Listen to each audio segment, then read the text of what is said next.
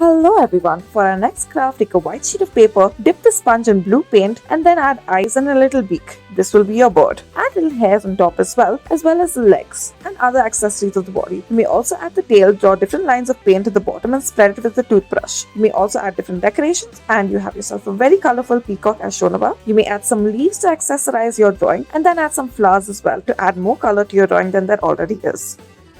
For your next craft, take a light blue sheet of paper, take the sponge, dip it in pink paint and then line this with white. Make an oblong chili shape but add little fins to it as we will be drawing a pink little dolphin. Add some white to make the eyes followed by the black of the pupils. You may then proceed to color the underwater with different corals, different grasses, flowers and other such things. You may add other creatures such as starfish or even jellyfish. However, we have chosen to make little starfish. You may also add some bubbles and other decorations to symbolize the underwater. You may add little white dots on the side and also sprinkle some white paint or some blue paint.